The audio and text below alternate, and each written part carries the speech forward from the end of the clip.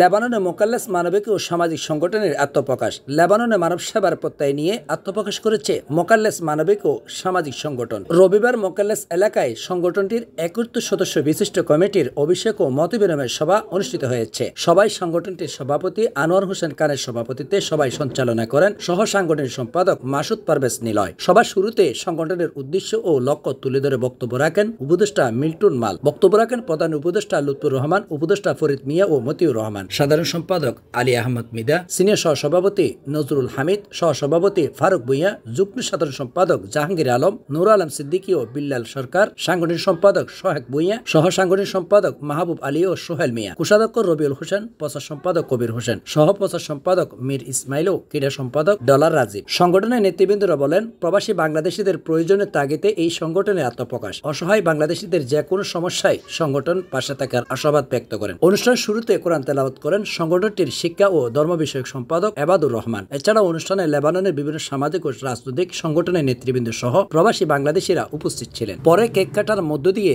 অনুষ্ঠানের সমাপ্তি হয়। লেবানন থেকে রিপোর্ট করেছেন বাবু Subrata Saha, CNN Bangla 24 news desk. এই সংগঠনের মূল লক্ষ্য হলো আমাদের যারা প্রবাসীরা আছে তাদের যে কোনো সমস্যায় আমরা তাদেরকে সহযোগিতা করব। অনেক অনেক ধন্যবাদ জানাচ্ছি আজকের এই সফল অনুষ্ঠানের জন্য, তাদের সহযোগিতার জন্য তাদেরকে বিশেষভাবে ধন্যবাদ জানাচ্ছি।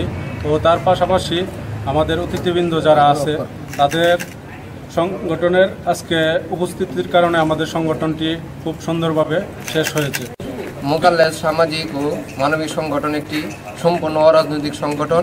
মোকাল্লেস সামাজিক ও মানবিক সংগঠন তেমনি একটি ফুলের সংগঠন, যে সংগঠনের দ্বারা বিভিন্ন মতের মানুষ একসাথে হয়ে আমরা লেবাননে প্রবাসী ভাইয়েরা যারা আছে, প্রবাসী বোনেরা যারা আছে তাদের পাশে মানবতার হাত বাড়িয়ে দেব এবং এই কাজ করতে গিয়ে আমি সবাইকে উদাত্ত আহ্বান জানাবো এই সংগঠনের পক্ষ থেকে সবাই যাতে যার যার অবস্থান থেকে আমাদের এই সংগঠনকে সহযোগিতা করেন।